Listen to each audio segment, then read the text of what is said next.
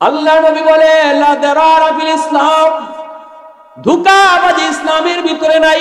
ওয়ালা Mysaa feel by, ব্যবসার মধ্যে না। লটারি জুয়া এগুলা ব্যবসার মধ্যে নাই। শরীয়তে একটা ব্যবসা হারাম করছে, সেটা হলো লটারি। লটারি দিয়ে যদি কেউ কাউকে ব্যবসার নামে, এই লটারির ব্যবসা হারাম। কেন? 10 টাকা দিয়ে আপনি লটারি কিনলেন, কিনছে 1 কোটি মানুষে, শেষ পর্যন্ত 1 কোটি মানুষই কি তার পুরস্কার পাইছিনি? হ্যাঁ, কয়েকজনে পাইছে, ঠিক না?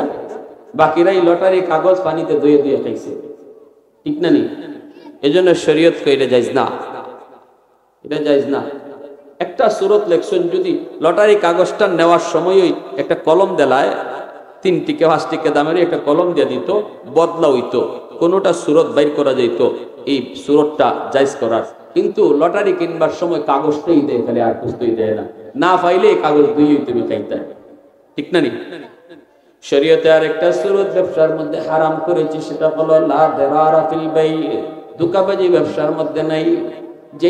যেই ব্যবসার মধ্যে ধোঁকা থাকতে পারে, এটা শরীয়তে নাজায়েজ বলেছে। কারণ এখানে আমাদের ঝগড়া আসতে পারে। কোন সূরত? আকাশের উপরে কবুতর উঠতেছে, একজনে কবুতর পালে, কবুতর উঠতেছে আকাশে, আকাশে রেখে কবুতর বেচে লাইছে। কই যে দেখো আমার 10টা কবুতর, এই 10টা কবুতর তোমার কাছে বেচলাম, এটা নাজায়েজ। কেন? কারণ এই 10টা কবুতর প্রতিদিন তোমার বাড়িতে আসে, কিন্তু আজকে নাওয়াইতে হয়, ঠিক না?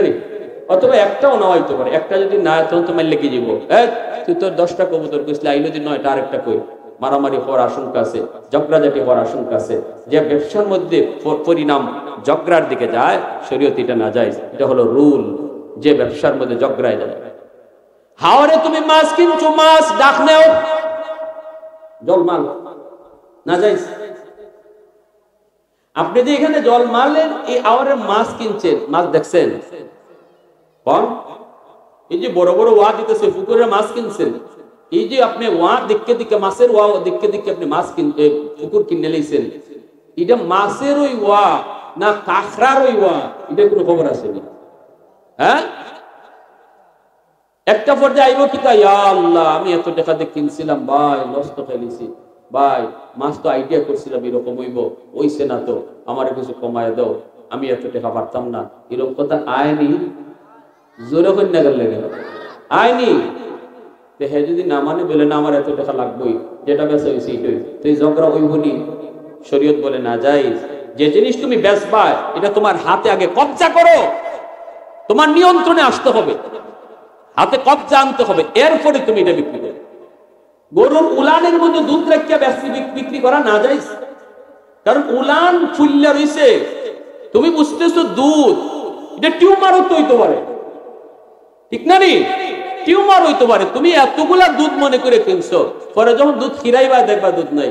শরীয়ত বলে যে জিনিস বেচবা, এটা আগে হাতে আনো, আগে কবজা আনো, এরপরে বেচো। উড়ন্ত পাখি বিক্রি করা না যায়, পানির নিচের মাছ বিক্রি করা না যায়, গরুর উলানের ভিতরে দুধ রেখে দুধ বেচা না যায়। কারণ শরীয়ত এটাকে সাফ সাফ রাখে, ব্যবসাটা যেন পরিষ্কার হয়, ব্যবসার মাঝে কোনো ধোঁকাবাজি নেই। ব্যবসার ভিতরে আন্দাজে ব্যবসা শরীয়তে সেটা সমর্থন করে না, এটা ঝগড়া হওয়ার আশঙ্কা। একটাই শুধু হারাম, সেটা হলো সুদ। এ যুবক একটু খেয়াল করে শোনো, এই জমিনের ভিতরে আল্লাহর এমন অনেক বান্দা আছে যারা সুদ খায়, সুদের ব্যবসা করে, কিন্তু এটারে বুক ফুলায় ব্যবসা করে, এটা যে হারাম অবৈধ কাম করে, এটা মনেই করে না। শরীয়তের ভিতরে কোনো বিধি বিধান নেই। যুবক কেউ যদি মনে করে এটা হারাম না, অথচ শরীয়তে হারাম, এটা মন্দ কাজ না, অথচ এটারে সে মন্দ মনে করে না, মন্দ কাজ কিন্তু মন্দ মনে করে না। শরীয়ত বলে এই মানুষটার ঈমান থাকে। একজন মানুষ সুদের ব্যবসা করে, কিন্তু যদি দিলের ভিতরে এই নিয়ত রাখে, মালিক আমি বহুত বড় অন্যায় করতেছি, আল্লাহ তুমি আমার একটা সময় এখান থেকে বাইর করো, আল্লাহ তুমি আমার এই পথ থেকে সরাও, আল্লাহ আমি বহুত বড় ভুল করতেছি, এই মানুষটার ঈমান যাবে না, বেঈমান হবে না, বেঈমান হবে না। কিন্তু যেই মানুষটাই কইব সুদ আর ব্যবসা তো একই, ব্যবসা করলে যেমন লাভ হয়, সুদেও তো এমন লাভ হয়, সে যদি ব্যবসাকে হালাল মনে করে আর সুদকে হারাম হালাল মনে করে, এই মানুষটা আর মুসলমান থাকে না, ডাইরেক্ট বেঈমান হয়ে যায়। আমার বিষয় দেওয়া হয়েছে ব্যবসা বাণিজ্য এবং সুদ। মুআজ্জাজ হাজিরিন, ব্যবসা নবীর সুন্নত, খালি নবী না, সকল নবীর সুন্নত। ব্যবসার মধ্যে আল্লাহ 60 ভাগ রিজিক রাখছেন। কয় ভাগ? আর বাকি থাকে কয় ভাগ? 40। বাকি 40 হইল, আর বাকি সব তার মধ্যে। বাকি 40 ভাগ রিজিক আল্লাহ আর বাকি সব কিছুর মধ্যে রাখছেন, আর 60 ভাগ রিজিক আল্লাহ রাখছেন ব্যবসার মধ্যে। এজন্য আল্লাহ রাসূল কইছে, আত-তাজিরু সাদুকুল আমিন, সততার সাথে ব্যবসা যারা করবে, সততার সাথে যারা ব্যবসা করবে, তারা আমি নবীর সাথে জান্নাতে থাকবে। সুবহানাল্লাহ। ব্যবসা খালি ব্যবসা না, ব্যবসা বহুত বড় ইবাদত, বহুত বড় ইবাদত। এজন্য আল্লাহ রাসূল কইছেন, সততার সাথে যে ব্যবসা করব, নবীর সাথে জান্নাতে থাকবো। আমল করছে কি? এমন কোন আমল করলো যে আমলে রাসূলের সাথে জান্নাতে থাকবো, সিদ্দিকগণের সাথে জান্নাতে থাকবো? হয় এই যে সততার সাথে সে ব্যবসা করছে, মিছা কথা না কইয়া, মাফে কম না দিয়া, এই ব্যবসাটাই তার নফল বন্দেগীর সব হয়েছে। ঈদই তার নফল বন্দেগীর সব। ফাইদা কুদিয়াতিস সালাত ফান্তাশিরু ফিল আরদ ওয়াবতাগু মিন ফাদলিল্লাহ। আল্লাহ বলেন, যখন তোমরা আমার বিধান ফরজ নামাজ আদায় করছো, এখন রিজিকের তালাশে বের হও। দোকানদার হলে দোকান হলো, নামাজ পড়ে লিছো, আলহামদুলিল্লাহ, আল্লাহ কইতেছে। নামাজটা পড়ছো, এখনকে দোকানে খুলো, দোকানের শাটার খুলো, যাও দোকানদারি করো, মিছা কথা কইও না, মাফে কম দিও না, কাস্টমারের ধোঁকা দিও না। তুমি আজান, আরেক ওয়াক্তের আজান ওইলেই সাথে সাথে আবার দোকান বন্ধ করে নামাজে যাইও। আল্লাহ বলে, তুমি আমার আদেশ মানছো। তাফসীরি কিতাবের ভিতরে লিখেন, মাগরিব থেকে এশা পর্যন্ত একজন ব্যবসায়ী যে ব্যবসা করলো সততার সাথে, মাগরিবের নামাজটাও জামাতে পড়ছে, এশার নামাজটাও জামাতে পড়ছে, এই টাইমটা সে যে ব্যবসা করছে, এই ব্যবসার টাইমটারে আল্লাহ নফল নামাজের ভিতরে ঢুকে। فإذا قضيت الصلاة فانتشروا في الأرض وابتغوا من فضل الله। এজন্য রিজিকের অন্বেষণে বের হওয়া এটা আল্লাহ পাকের আদেশ। দোকানদার দোকানদারি করা আল্লাহর আদেশ। কৃষক জমিতে যাওয়া এটা আল্লাহর আদেশ। চাকরিজীবী তার চাকরি টেবিলে বসা এটা আল্লাহর আদেশ। আল্লাহ কইতেছে, তোমার গর্ব হয়ে রিজিক আমি দিতাম না। আল্লাহ আল্লাহ পাক কইতেছে, রিজিক দেওয়ার মালিক আমি, কিন্তু গর্ব হইয়া না। তুমি যে কাজে আসো, নামাজ আদায় কইরা এই কাজে লাগো, এখান থেকে আমি আল্লাহ তোমার রিজিকের ব্যবস্থা করব। আর আল্লাহ বলেন, ওই যে কাজটা সে করলো, আল্লাহর আদেশ মানলো আর আল্লাহরে ডরাইলো, মাফার সময়ও সে বুঝতেছে দিলের ভিতরে আল্লাহ, সেই কথা খেয়াল রাখছে, আমার এই পাল্লার মাঝে যে ফের ধরাইছি, এটা মানুষে টের না পাইলো, আমার আল্লাহ দেখতেছে। এই ভয়টা নিয়ে যে সে সঠিক মাপটা দিছে, এই মাপটাও তার ইবাদতের ভিতরে গণ্য হয়ে গেছে। সুবহানাল্লাহ আওয়াজ দিয়ে বলেন।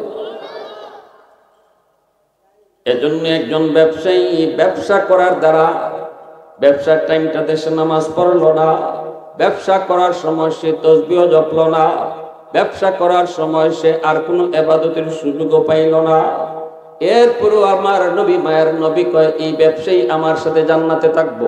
এর মানে হলো, মসজিদে বৈশা একজন মানুষ মাগরিবের পর যদি মসজিদে বৈশা সে তাসবিহ জপে, মসজিদে বৈশে বৈশে যদি সে কোরআন পড়ে, ইবাদত তো অবশ্যই হবে।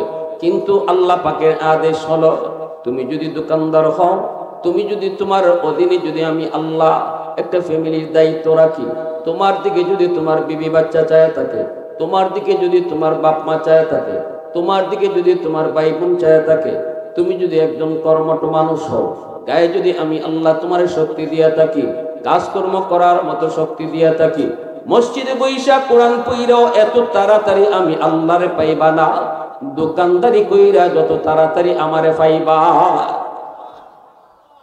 আওয়াজ দিয়ে বলেন সুবহানাল্লাহ।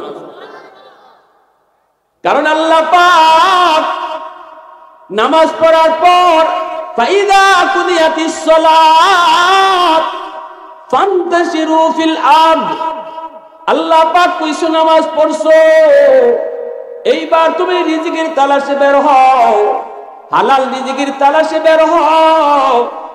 আল্লাহ কিন্তু এই কথা কয় নাই নামাজ পড়ছো এখন তুমি মসজিদে বইসা ঘন্টার ঘন্টা কোরআন তেলাওয়াত করো আমারে ফাইজি ভাই। আল্লাহ কিন্তু এই আদেশটা দিছে না। তেলাওয়াত করতে আমি না করি না, আমি এটা বুঝাইতেছি না, আমি বুঝাইতেছি তিলাওয়াত যে করতেছে সেও আল্লাহরে পাওয়ার লাগে করতেছে, অবশ্যই আল্লাহ খুশি হইব। কিন্তু যদি তোমার শরীরের শক্তি থাকে, তুমি যদি একজন দায়িত্ববান পুরুষ হও, যদি তোমার দিকে কেউ না কেউ চায় থাকে, তাহলে আল্লাহর আদেশ হলো তুমি দোকানে গিয়া বলো আল্লাহু আকবার। আল্লাহ পাকের এটা আদেশ, আল্লাহ পাক কিন্তু এটা আদেশ দিয়েছে। এজন্য আমার ভাইরা একটু খেয়াল করে শুনেন, আল্লাহ পাক রব্বুল আলামিন ফেরেশতাদেরকে ডাক দিয়া বলবে, ফেরেশতারা শোনো, এই যে আমার বান্দা মাগরিবের নামাজটা পড়া আইসা দোকানের চেয়ারে বইল, কেশের মধ্যে বইল, বইও চিন্তা করেছে মালিক তুমি আমারে মাগরিবটা পড়াইছো, এশার নামাজটাও তুমি জামাতে পড়ায়ো, এরপরে যতগুলা কাস্টমার আইছে কারোর সাথে মিথ্যা কথা কয় নাই, মাপেও কম দেয় নাই, তুকাবাজি করে নাই, মনের ভিতরে আল্লাহরে বসায় রাখছে, হাতের মধ্যে হলো তার মাল, হাতের মধ্যে হলো তার পাল্লা, কিন্তু দিলের ভিতরে আল্লাহ। আল্লাহু আকবার। হাতের মধ্যে তার পাল্লা, দিলের ভিতরে আল্লাহ। আল্লাহ কই ফেরেশতারা দেখো আমার বান্দারে আমি আল্লাহ পেট দিছি, খাওয়ানোর চাহিদা আছে, বউ বাচ্চা আছে, মা বাবা আছে, সংসার রয়েছে, এজন্য আমার বান্দা দোকানদারি করণ লাগে, এজন্য আমার বান্দায় চাকরি করণ লাগে, এজন্য আমার বান্দা আওয়ারে বন্দরে যাওয়ান লাগে। যদি আমি আল্লাহ তারে পেট না দিতাম, আমি যদি তোমাদের মতো, তোমরা ফেরেশতাদের পেট নাই, তোমাদের খাওয়ানোর চাহিদাও নাই, তোমাদের বউ বাচ্চা নাই, তোমরা শুধু আমার বন্দেগী করো, আমার গোলামি করো, কেউ রুকুতে দিন কাটাও রাত কাটাও, কেউ সেজদায় রাত কাটাও দিন কাটাও, কিন্তু আমার বান্দারে তো আমি আল্লাহ পেট দিয়েছি, আমি তারে সংসার দিয়েছি রে, বউ বাচ্চা আমি তার সব দিয়েছি, এজন্য আমার বান্দায় দোকানদারি করণ লাগে। কিন্তু দেখো দোকানদারিটা করা অবস্থায় দিলের ভিতরে আমি আল্লাহরে বসায় রাখছে। সুবহানাল্লাহ জোরে বলেন। করতেছে ব্যবসা, হাতের ভিতরে তার পাল্লা, দিলের ভিতরে আমি আল্লাহ। যদি আমি তারে তোমাদের মতোই বানাইতাম, আমি যদি তারে তোমাদের মতো বানাইতাম, তাহলে তোমরা যেভাবে অল টাইম আমার জিকির করো, তাসবিহ পড়ো, কোরআন পড়ো, সেও কিন্তু তাসবিহ পড়তো, কোরআন পড়তো। আলামত দিলের ভিতরে আমি আল্লাহ। এত ব্যস্ততার ভিতরেও কিন্তু নামাজ বলছে না, এত ব্যস্ততার ভিতরেও কিন্তু জামাত ছাড়ছে না। এতে করে বোঝা গেল আল্লাহ পাক কয় ফেরেশতারা কয়, এতে করে বোঝা যায় যদি তার এই ব্যবসা করণ না লাগতো, তাহলে মাগরিব থেকে এশা না তোমাদের মতোই 24 ঘন্টা বান্দা আমার জিকির করত। আল্লাহ। এজন্য আল্লাহ পাক কয় ফেরেশতারা শুনো, যদিও আমার বান্দা দোকানদারি করছে, এই টাইমটা দোকানদারির ভিতরে লেখো না, বরং এই দোকানদারির টাইমটাকে তোমরা ফেরেশতারা তাসবিহ জপলে যে আমল হয় সওয়াব হয়, এই পরিমাণ সওয়াব তার আমল নামায় উঠায় দাও। আওয়াজ দেয়া কন্যা সুবহানাল্লাহ, আরে কুদরা কোন সুবহানাল্লাহ। প্রশংসা করব কার? আর একটু জোরে কনকা আলহামদুলিমান কদ্দারা খাইরাম ওয়া কাবালা আলহামদুলিমান কদ্দারা খাইরাম ওয়া কাবালা ওয়া শুকরু লিমান সাওয়ারা হুসনাম ওয়া জামালা ফারদুন সামাদুন আন সিফাতিন খালকি বারিউন রব্বুন আযালিয়্যুন খালাকাল খালকা কামালা লা জিদ্দা ওয়ালা নিদ্দা ওয়ালা হাদ্দা লিমাওলা আল আনা কামা কানা ওয়া লাম ইয়ালকা যাওয়ালা মুহাব্বতের সাথে বলি আল্লাহু আকবার। বাইরে বন্ধুরা, কিন্তু যেই মানুষটা নামাজ পড়তো না, দোকানদারি করে কিন্তু আজান হইছে নামাজও যায় না, এই মানুষটার জন্য কিন্তু তার ব্যবসা ইবাদত না। যেই মানুষটার দোকানদারি করা অবস্থায় নামাজ বলে না, মাফে কম দেয় না, মিছা কথা কয় না, কাস্টমারে ঠকায় না, এই মানুষটার ব্যবসাটাও ইবাদতে গণ্য হয়ে যায়। আমার ভাইরা বন্ধুরা জন্য বলি শুনেন, ব্যবসায়ী ভাইদের উদ্যোগে আজকের মাহফিল, একটু মন লাগায় শুনেন। মায়ার নবী, দয়ার নবী, আমার আপনার নবী শাম সিরিয়ার ব্যবসায়ী আম্মাদান খাদিজাতুল কুবরা রাদিয়াল্লাহু তাআলা আনহার অধীনে মায়ার নবী তিনি চাকরি করেন। আম্মাদান খাদিজাতুল কুবরা রাদিয়াল্লাহু তাআলা আনহা তিনি চলেন একজন আন্তর্জাতিক মানের ব্যবসায়ী। মক্কার জমিনে এত ধনী কোন নারী ছিল না। আম্মাদান যত ধনী ছিলেন, গাড়ি বাড়ির কোনো অভাব নাই, ফ্যাক্টরির কোনো অভাব নাই, সহায় সম্পদের কোনো অভাব নাই। মক্কার মানুষগুলি ওনার কাছ থেকে সাহায্য নিয়ে চলে, যে যায় তারে তিনি খালি ফেরত দেন না। আল্লাহু আকবার জোরে কও। অনেক উদার দিলেন আম্মাদান খাদিজাতুল কুবরা। ব্যবসা শুধু মক্কা মদিনায় সীমিত ছিল না রে যুবক, ওনার ব্যবসা শাম সিরিয়া লইয়া গোটা আরব জুড়ে ব্যবসা ছিল। আল্লাহু আকবার। কে? একজন নারী। তিনি কে? আম্মাদান, আমার আপনার আম্মাদান, আমার রসুলের প্রথম বিবি, যার জীবদ্দশায় রসুল আর কাউকে বিয়ে করেন নাই। আম্মাদানের ইন্তেকালের পরে আল্লাহ রসুল একাধিক বিয়ে করেছেন, কিন্তু আম্মাদান যতদিন ছিলেন খাদিজাতুল কুবরা রাদিয়াল্লাহু তাআলা আনহা, রসুল আর কোনো বিয়ে। আম্মাদান আমার রসুলকে তার ব্যবসার চিফ ম্যানেজার বানিয়ে দিয়েছেন। রসুল নিয়ে গেছেন আল্লাহ নবীর সততা দেখা, নবীজির সততা, সত্যবাদিতা, স্বচ্ছতা, এগুলা দেখা আম্মাদান মুগ্ধ হইয়া রসুলকে অল্প দিনে তার গোটা ব্যবসার চিফ ম্যানেজার বানিয়ে দিয়েছে। আল্লাহ রসুল চিফ ম্যানেজার হওয়ার পরে যারা আগের থেকে আম্মাদানের অধীনে চাকরি করত, যেমন ম্যানেজার, বিভিন্ন সেক্টরে বিভিন্ন ম্যানেজার, এরা মানতে পারে না, মান্য নেয় না।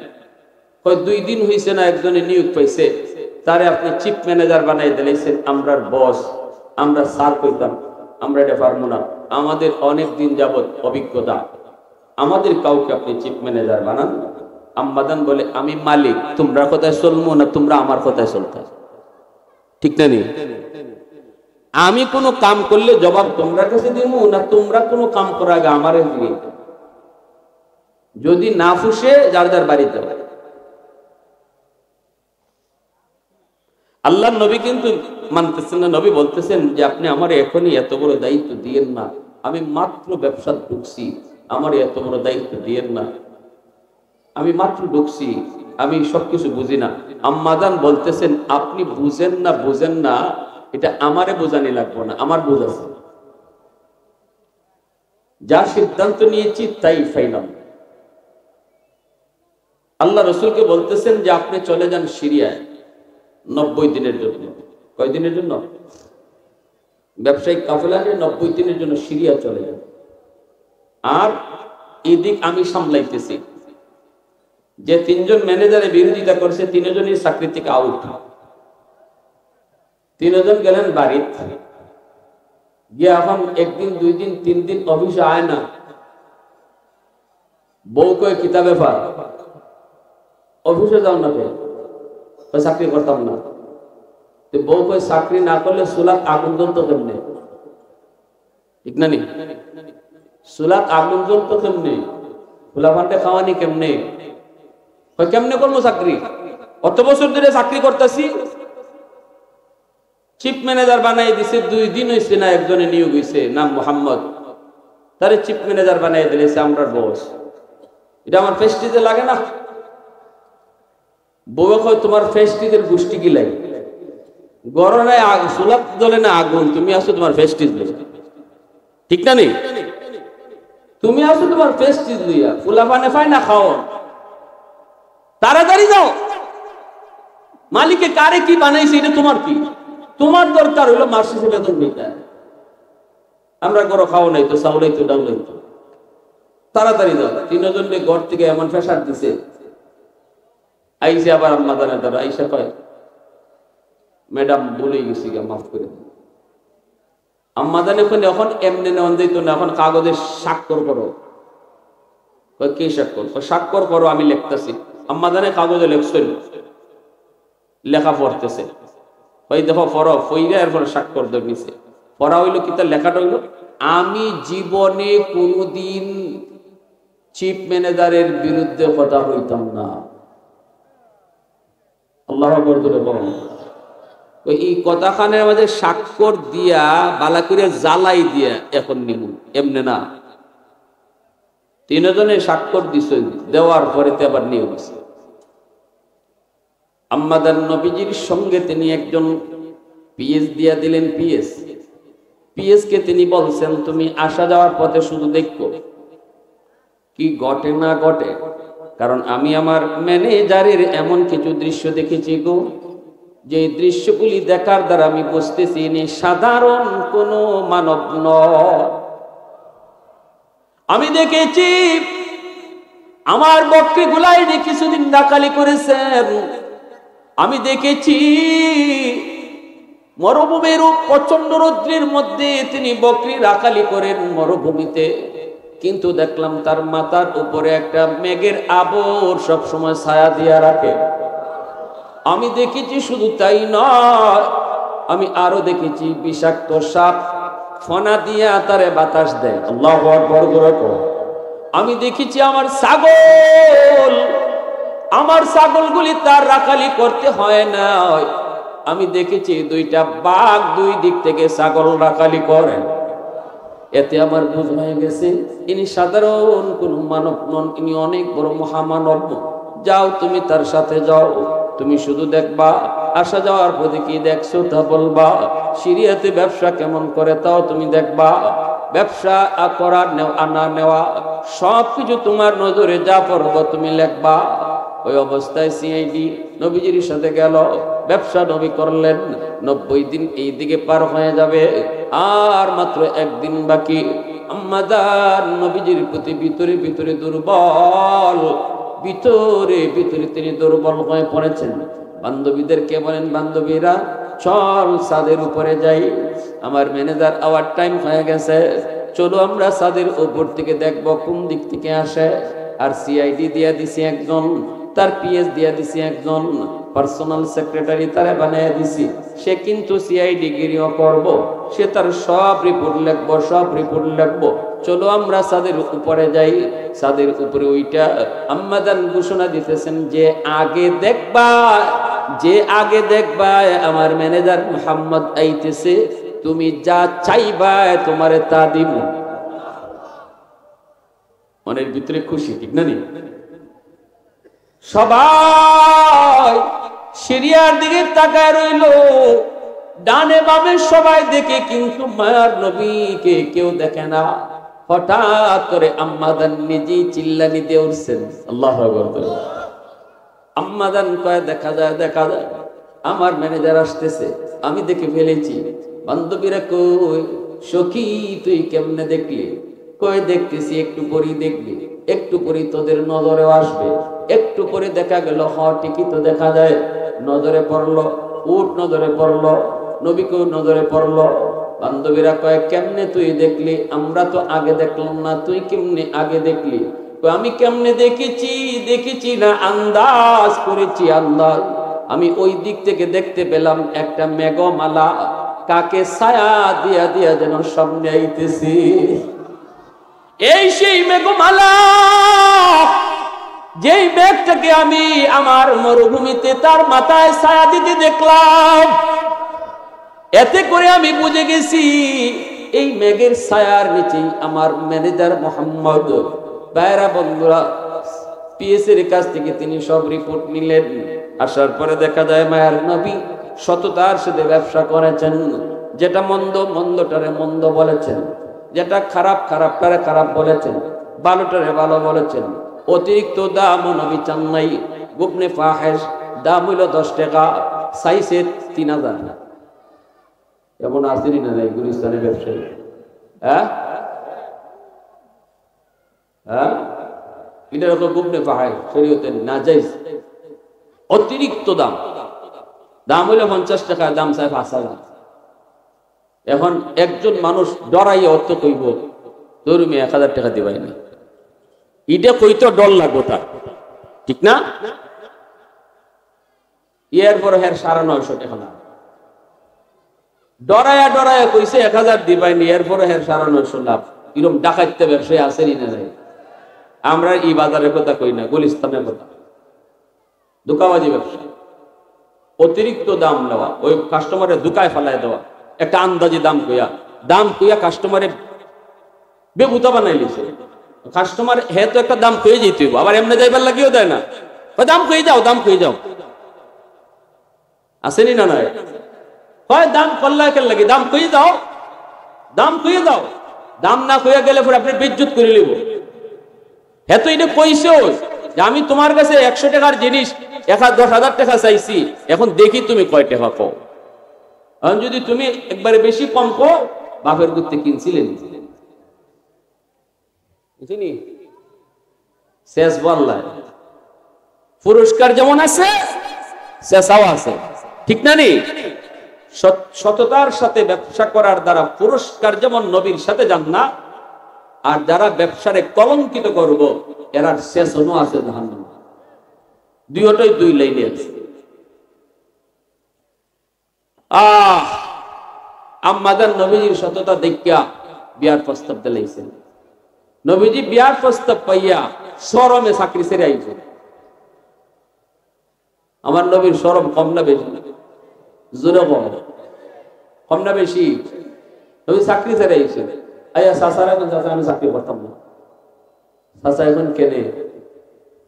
চাচা আমার মালিক যে ম্যাডাম বালা, খুব বালা মানুষ, খুব বালা, তুলনা হয় না। চাচা তুমি তো চাকরিটা তো আমার দিয়েছিলাই, খুব ভালো মানুষ, তুলনা হয় না, কিন্তু আমার কাছে বেশি সুবিধা লাগে না।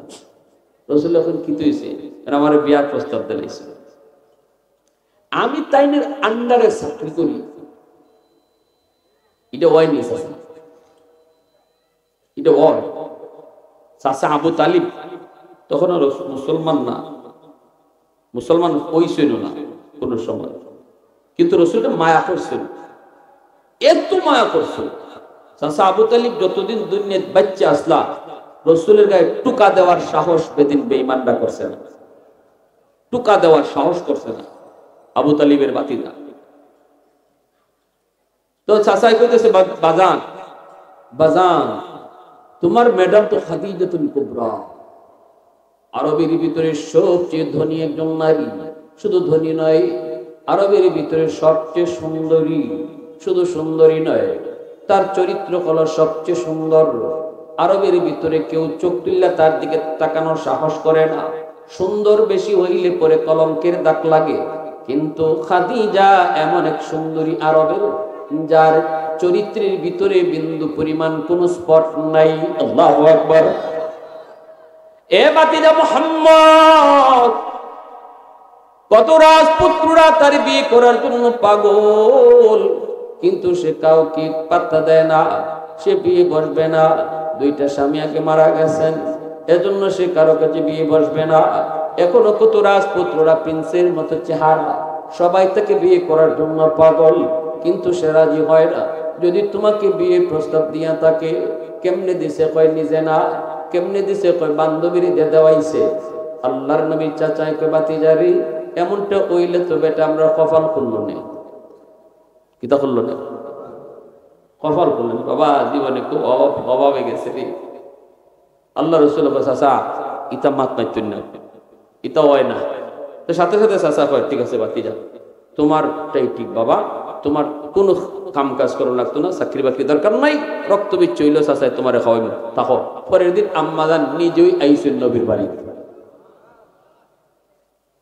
নবীজির চাচা আবু তালিব কয় খাদিজা, গরিবের বাড়ি হাতির বাড়া কেন? আম্মাজান কয় আমি আপনার কাছে ভিক্ষা চাইতে আইছি। নবীজির চাচা আবু তালিব ডাক দিয়ে কয় খাদিজা, আমার কাছে তোমাকে ভিক্ষা দেওয়ার মতো তো কিছুই নাই। সাথে সাথে আম্মাজান কয় না, যেটা আছে এটা দিতে পারেন। আমি এমন জিনিসই চাইবো যেটা আপনার কাছে আছে। কোনটা? আপনার বাতিজা মুহাম্মদ, যদি আপনার বাতিজা মুহাম্মদের বউ আমার বানান, যদি আপনি আপনার বাতিজার বউ বানান, আমি সারা জীবন আপনার বাড়ির উঠান জারো দিব। নবীজির চাচা আবু তালিব কয় ঠিক আছে বাতিজা, যা কইছিল তো তা ঠিকই। সাথে সাথে গিয়া কইতেছে বাতিজারে, তুমি যা কইছিলে কথা তো ঠিক, খাদিজা তো নিজে আইছে এখন বিয়ে বসার জন্য, কি করব বাতিজা একটু কও না। ও বাতিজা একটু রাজি হয়ে দাও, বাতিজা একটু রাজি হয়ে যাও, বাবা রাজি হয়ে যাও। আল্লাহ রসুল চাচা এতই যখন কইতাছেন, তাইলে আমি আপনারে ওই 3টে শর্ত লাগবো, 3 শর্ত যদি মানুন তাইলে আমি দরকার নাই, শর্ত আর 2-1টা বাড়া। আল্লাহ রসুল কয় চাচা বাড়ানি লাগতো না, 3টেই যথেষ্ট। কতে বাতিজা একটু চাচার পায় চাইস, জীবনে খুব কষ্ট হয়েছে রে বাবা, অভাবের স্বভাবে গেছে, তো চাচার পায় চাইয়া 2-1টা শর্ত চাচার পায় লাগাইয়া কইছে। আল্লাহ রসুল তো আপনি টেনশন করেন না চাচা, সবই কম। রসুল বইয়ে কোন 1 নম্বর শর্ত, আপনার যত বাড়ি আছে সব যাদের বাড়ি নেই তাদেরকে দিয়ে দিতে দিব। আম্মাদান কোন আমি রাজি। 2 নম্বর শর্ত কওয়ার আগেই চাচায় চায়, চাচা বাতিজা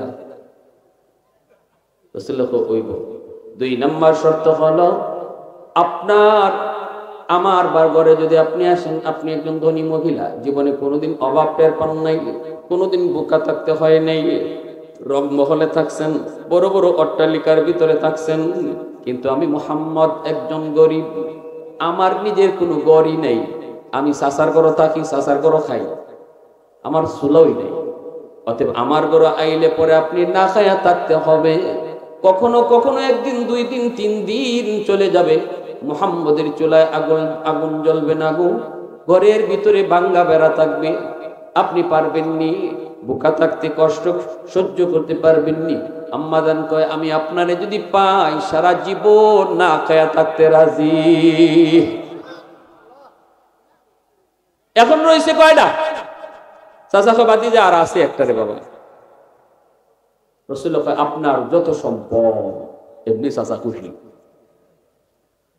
চাচা বাতিজা কইল আরে আমার লাগে যদি নাও খোঁজ বেটা, তোর লাগে হইল খ, তোমারটা হইল তো আমি হইল, ঠিক না? নবী কয় আপনার যত সম্পদ, সব সম্পদ গরিব অসহায় মিসকিনদের মধ্যে দান করে দিতে হবে। আম্মা দান কয় আমি রাজি। চাচা কয় তোর বিয়া তুই কর, আমি গেলাম। দিনের নবী, মার নবী, রহমতের নবী, তিনি ব্যবসায়ী ছিলেন। আম্মাদান তার সকল সম্পদ নবীর কাছে দিয়ে দিয়েছেন। নবীজি একদিনের মধ্যে সব সম্পদ তিনি বন্টন করে দিয়েছেন। একটা সুতাও আল্লাহর নবী রাখেন নাই, বউয়ের বাড়ি থেকে একটা সুতাও নবী রাখেন নাই। আর আমরা বিয়া করার আগে কই ফালসাল লাগবো, ঠিক না? আবার কিছু কিছু ছেলের আব্বা আম্মা আছে, কি দেওয়ান লাগবো কইলে নাউজুবিল্লাহ নাউজুবিল্লাহ, ইয়া আল্লাহ, না যাইস, ইতা পারে না, ইতা পারে না, তা যৌতুক হারাম, হুজুরে কইছেন হারাম। তো ওই যে গড়টা আইব, এটা তো আপনার মেয়ে, ওই এই গড়টা একটা ফ্রিজ হইলে আপনার মেয়েও তো ফ্রিজ ব্যবহার করবা। যে খাট পালংটা দিবা এটা তো আপনার জিওই থাকবে, আর রুমটা সাজাইতে একটা টেলিভিশন 26 ইঞ্চি বা 40 ইঞ্চি এটা আপনার ফুরিয়ে দেখবো। ওই দেখেন কেমনে লয় ফইলা কইছি ইন্না লিল্লাহ, এটা হয় না, এটা আমরা বংশ তো নাই। আবার কেউ আছে ঘুরাইয়া মারে, নিজে কয় না আরেকজনকে দেখো হয়। এই যুগে ফালসান না দিলে ও পোলাটা একটা খামের ব্যবস্থা করতে হইব না, সৌদি আরব যাইতো 7 লাখ টাকা 8 লাখ টাকা লাগবো, টাকাটা দিলে টাকা কামাইবো, এটা তো তোমার দিল লাগিবে, তুই আকামা ফুলারে বিয়া করা হলে বিয়া কইরা ওর বাড়ির টাকা দিয়া বিদেশ যাইবো, এরপরে বউ বলতো। আল্লাহ রাসূল সাল্লাল্লাহু আলাইহি ওয়াসাল্লাম সাফ সাফ বুঝাই দিয়েছেন আপনারা কোন যৌতুক নেওয়া হালাল না হারাম। আওয়াজ আসতে হইছে, রুগী আছে মনে হয়, আরো জোরে, হালাল না হারাম? না পাক, এটা না পাক, এটা হারাম। হারাম যে ঘরে যৌতুক ঢুকবো এই ঘরের মধ্যে বিষাক্ত সাপ মাইল, সব জ্বালায় দেয়। আমাদের সমাজে কিছু মানুষ আছে এরকম, যখনই কয় ফালসাল লাগবো, বিদেশ দেওয়ান লাগবো, টাকা দেওয়ান লাগবো, তখন ওই মেয়ের বাপে কয় মোহর কতই তো, মোহর হইব 20 লাখ। কারণ আমার কাছ থেকে তুমি নিতেছো সৌদি আরব যাওয়ার টাকা, আমার জিল মোহর আমি 20 লাখ লেখাই তো 20 লাখ করে বই রয়েছে। যে জামাইয়ের কাছে বিয়া দিতেছে হ্যাঁ দিবার ক্ষমতা নাই, 1 লাখ দিবার ক্ষমতা নাই, 1 লাখ মোহর লেখাইছে 12 লাখ 20 লাখ। উদ্দেশ্য কিতা? সার তাই না আংটা লাগাইলাম। কিন্তু আমার জানা মতে 1 কোটি টাকা মোহর দেও, যে করে সংসার টিকে না মোহরে আটকায় না, তালাক হয়ে যায়, মোহরে চায় না। আর যেই বিয়ার মধ্যে মোহর কম, যৌতুক নাই, অল্প খরচে বিয়া, এই বিয়া টিকে বেশি। মানলে মানুষ না মানলে নাই। এই বিয়ার আল্লাহ রসুল কইটা বরকতি বিয়া, বরকতি বিয়া, বিয়ার মধ্যে বরকত থাকে। আল্লাহ স্বামী স্ত্রীর ভিতরে মহব্বত বাড়ায় দেয়। জামাইও নিশ্চয় যৌতুক, আর মেয়ের বাপেও বয়সে 20 লাখ। এই যে শরীয়ত বিরোধী কাজ দুইটা জায়গা থেকে আইছে, যার কারণে এই ঘরে আর শান্তি আসে। এই জন্য শরীয়ত বলে যার তৌফিক আছে যতটুকু মোহর দেওয়ার এতটুকু লেখাও, বেশি লেখাও না। যৌতুক আপনার এই যে মোহরের টাকা পরিশোধ না করে কেউ যদি কবরে যায়, কিয়ামতের ময়দানে পাই টু পাই হিসাব করে বউ আদায় করবে। বউয়ের প্রথম মামলাটাই মোহরের মামলা, জামাইয়ের বিরুদ্ধে বউয়ের প্রথম মামলাটাই হবে মোহরের মামলা। আল্লাহ আমার স্বামী আমার মোহরের না রাখতে দিও।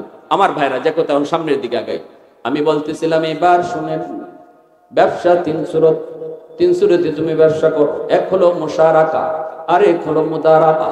মনোযোগ আছে কার কার? একটু হাত তুলে দেখান আল্লাহ রে, মনোযোগ আছে কার কার? আল্লাহ কবুল করো, জোরে কও আমিন। এখন কিছু কথা বলবো, অত্যন্ত গুরুত্বপূর্ণ কথা, কথাগুলো একটু মনোযোগ দিয়ে শুনবেন। ব্যবসায়ী ভাইরা এখানে অনেকে আছেন, একটু মন দিয়ে শুনবেন। আল্লাহ ব্যবসার অনেকগুলি সুরত হালাল করছে, একটা সুরত হারাম করছে। সুরত কয়টা হারাম? জোরে জোরে জোরে, হারাম কয়টা? একটা। আর 3টা সুরত হালাল, মুশারাকা, মুদারাবা, মুরাবাহা। আর এই 3টা সুরত হালাল, আরেকটা সুরত আল্লাহ হারাম করছে, এটা হইল সুদ, সুদের ব্যবসা। সুদের ব্যবসাটা হারাম করছে। তাই সব জায়গাতেই আমরা দেখি আল্লাহ যা নিষেধ করে এটা কম, আর ওপেন করে রাখে আল্লাহ বেশি। কিন্তু আমরা এমন চশমা লাগাইছি, আমার নজর খালি যেটা নিষেধ করছি ইবাই যায়, ঠিক না? নি ডাক্তারে কইছে আপনি চিংড়ি মাছ খাইবেন না, কারণ আপনি অ্যালার্জি, বাকি সব খায়। হে আইয়া কয় ডাক্তারের কথা মানুষ যাইতো না, ডাক্তারের কথা মানলে মরি যাব। কেন কি হয়েছে? সব নিষেধ করে দিয়েছে, সব নিষেধ করলো। তোমার খালি চিংড়ি মাছ আর ইলিশ মাছ খেতে নিষেধ করছে, বাকি তো সব কইল খাইতে। দৌড়মিয়া এই 2টি আমি খাইতাম, হ্যাঁ বলে এই 2টার ভাই নজর যায়। এই জন্য আইয়া কয় ডাক্তারের কথা মানলে বাঁচন যাইতো না, মরি যাব। আমাদের সমাজের কিছু মানুষ যারা খালি সুদের দিকে নজর যায়, কসকসে টাকা, কম চিন্তায়, কম শ্রমে বইয়া বইয়া গড় বইয়া ব্যবসা জমানি যায়, এরা নজর খালি ইবাই যায়। এজন্য এদের তরফ থেকে আইব এই ধরনের কথা। আর হুজুরার কথা হুজুরা কইবই, হুজুরা কথা মান্যা চলন যেত না। নাউজুবিল্লাহ, জোরে খান, আরো জোরে খান নাউজুবিল্লাহ। আমার ভাইরা বন্ধুরা, এজন্য যুবক এক নাম্বার হলো মুশারাকা। এই যুবক তিনটা ব্যবসার সুরত তুমি শোনো। এক নাম্বার হলো মুশারাকা। মুশারাকা বলা হয় শরিকানা ব্যবসা, পার্টনারশিপ ব্যবসা। আমি 2 জনে 3 জনে 5 জনে 10 জনে করলাম, যে যে পরিমাণ ইনভেস্ট করব তার এই পরিমাণ লাভ পাইব, ঠিক কিনা জোরে বলো। যদি লস হয়, যে যে পরিমাণ ইনভেস্ট করছে তার লসও এই পরিমাণ হইব। এটা বুঝানি লাগবো, এটা বুঝানি লাগবো। বুঝলেন? কিন্তু অত লম্বা কথা কোন যেত না, বুঝলেন কম কথায়। 2 নম্বর হলো মুদারাবা। মুদারাবার সুরত হলো একজনের শ্রম আরেকজনের টেকা। একজনের শ্রম আরেকজনের কিতা। একজনের শ্রম, সে টাকা নাই, সে গরিব, শ্রম দিতে পারবো কিন্তু টাকা নাই। আরেকজনের টাকা আছে কিন্তু শ্রম দেওয়ার টাইম নেই। এজন্য 2 জনে ব্যবসা করছে, একজনে টাকা দিছে আরেকজনে শ্রম দিছে, 2 জনে ব্যবসা হয়েছে। লাভ সমানে সমানে, লাভ সমানে সমানে, অথবা আলোচনা কইরা এদ্দুর লাভ অমুকে, এদ্দুর লাভ অমুকে, এভাবে ব্যবসাটা করলো। আলোচনা সাপেক্ষে যদ্দুর লাভ লস এটা 2 জনে ভাগ করে নিব। কিন্তু এই ব্যবসায় লস যদি হয়, তাহলে যে ইনভেস্ট করছে টাকা সেই শুধু লসের ভাগিদার নিব। যে শ্রম দিছে তার কোনো ভাগ নাই, লসের ভাগ সে নিবে না, কারণ সে যে সময় দিছে এটাই তো তার লস। কথাটা বুঝে আসছে? যে সময় দিছে এটাই তার লস। এখানে টেকার লসের মধ্যে যে শ্রম দিছে সে আসবে না। ইনভেস্ট যে করছে সে লাভের অংশীদার 2 জনে নিব, লসের অংশীদার শুধু একজনে নিব, যে টাকা ইনভেস্ট করছে। শ্রম যে দিছে তার কোনো লসের অংশীদার নাই। এটা হলো বায়ে মুদারাবা। 3 নাম্বার হলো বায়ে মুরাবাহা। মুরাবাহা বলা হয় ওই ব্যবসাকে যে ব্যবসার মধ্যে একজনের কাছে টাকা নাই কিন্তু দরকার তার ফ্রিজ। এই জন্য লোকটা যদি, যেই লোকটার কাছে টাকা আছে তারে যায় কয় ভাই আমার একটা ফ্রিজের দরকার, আমার একটা ফ্রিজ কিনে দিবেন নি? লোকটা কইল ঠিক আছে, টাকা নাই নি? কয় না, ফ্রিজের দাম কত? কয় 1 লাখ। ঠিক আছে, আমি 1 লাখ দিয়ে তোমার ফ্রিজটা কিনে দিব, কিন্তু তুমি আমারে 1,20,000 দিবা। কেমনে দিবা? একবারে তো দিতে পারতাই না, কিস্তিতে দিবা। কেমনে দিবা? জোরে বাবা। একজনের কাছে টাকা নাই, আরেকজনের কাছে টাকা আছে, দরকার তার ফ্রিজ। যে লোকটার কাছে টাকা আছে সে যায় ফ্রিজটা কিনলো, কিনে এই লোকটার কাছে 1,20,000 বেচলো, লাভ হইলো 20,000। কয়েদার লাভ 20,000। এইদিকে এই লোকটার লাভ হইলো সে একবারে টাকা দেওয়ান লাগতেছে না, কিস্তিতে কিস্তিতে ব্যাঙ্গে দিতে পারতেছে। এটাও হলো শরীয়তে ব্যবসা হালাল, যেটাকে মুরাবাহা বলে। এই 3 সিস্টেমে শরী ব্যাংকগুলি এই 3 সিস্টেমেই ব্যবসা করে। এই 3 সিস্টেমেই ব্যবসা করে। 3টা সিস্টেমেই ব্যবসা করা বৈধ। শরীয়তে যে ব্যাংকগুলো আছে শরী ব্যাংক, এই ব্যাংকারগুলা আমাদেরকে এই সিস্টেমেই ব্যবসা করে। বাকি তারা ওই যে বাংলাদেশ ব্যাংক থেকে সুদ আনলো কি না আনলো সেটা তাদের ব্যাপার, কিন্তু আমার সাথে এই ব্যাংকের যে লেনদেন, এই লেনদেনটা সে এই 3 সুরতে দেখাইতেছে। এজন্যই উলামায়ে কেরাম কয় শরী ব্যাংকে টাকা রাখা এবং শরী ব্যাংকের সাথে লেনদেন করা জায়েজ, কারণ আমার সাথে তার শরী লেনদেনে হইতেছে। সে কার সাথে কোন ব্যাংক থেকে আবার সুদে টাকা আনতেছে এটা সে জবাব দিবে। আল্লাহ নবী বলে লা দারারা ফিল ইসলাম, ধোঁকাবাজি ইসলামের ভিতরে নাই। ওয়ালা মাইসার ফিল বাই, ব্যবসার মধ্যে না। লটারি জুয়া এগুলা ব্যবসার মধ্যে নাই। শরীয়তে একটা ব্যবসা হারাম করছে, সেটা হলো লটারি। লটারি দিয়ে যদি কেউ কাউকে ব্যবসার নামে, এই লটারির ব্যবসা হারাম। কেন? 10 টাকা দিয়ে আপনি লটারি কিনলেন, কিনছে 1 কোটি মানুষে, শেষ পর্যন্ত 1 কোটি মানুষই কি তার পুরস্কার পাইছিনি? কয়েকজনে পাইছে, ঠিক না? বাকিরা এই লটারি কাগজ পানিতে ধুয়ে ধুয়ে খাইছে, ঠিক না? নি এজন্য শরীয়ত কইলে যাইজ না, এটা যাইজ না। একটা সুরত লেখছেন, যদি লটারি কাগজটা নেওয়ার সময়ই একটা কলম দেলায় 3 টিকা 5 টিকা দামের একটা কলম দিয়ে দিত, বদলা হইতো, কোনোটা সুরত বাইর করা যেত এই সুরতটা জায়েজ করার। কিন্তু লটারি কিনবার সময় কাগজটাই দেয়, খালি আর কিছুই দেয় না। না পাইলে কাগজ দুইই তুমি খাইতে, ঠিক না? নি শরীয়তে আর একটা সুরত ব্যবসার মধ্যে হারাম করেছে, সেটা হলো লা দারারা ফিল বাই, ধোঁকাবাজি ব্যবসার মধ্যে নাই। যেই ব্যবসার মধ্যে ধোঁকা থাকতে পারে এটা শরীয়তে নাজায়েজ বলেছে, কারণ এখানে আমাদের ঝগড়া আসতে পারে। কোন সুরত? আকাশের উপরে কবুতর উঠতেছে, একজনে কবুতর পালে, কবুতর উঠতেছে আকাশে, আকাশে রেখে কবুতর বেচে লাইছে। কই যে দেখো আমার 10টা কবুতর, এই 10টা কবুতর তোমার কাছে বেচলাম। এটা না যাইছে। কেন? কারণ এই 10টা কবুতর প্রতিদিন তোমার বাড়িতে আসে, কিন্তু আজকে নাও হইতে পারে, ঠিক না? অথবা একটাও নাও হইতে পারে। একটা যদি না, তখন তোমার লেগে যাবো, তুই তোর 10টা কবুতর কইসলে, আইলো দিন 9টা আরেকটা কই, মারামারি হওয়ার আশঙ্কা আছে, ঝগড়াঝাটি হওয়ার আশঙ্কা আছে। যে ব্যবসার মধ্যে পরিণাম ঝগড়ার দিকে যায়, শরীয়ত এটা না যায়। এটা হলো রুল, যে ব্যবসার মধ্যে ঝগড়ায় যায়।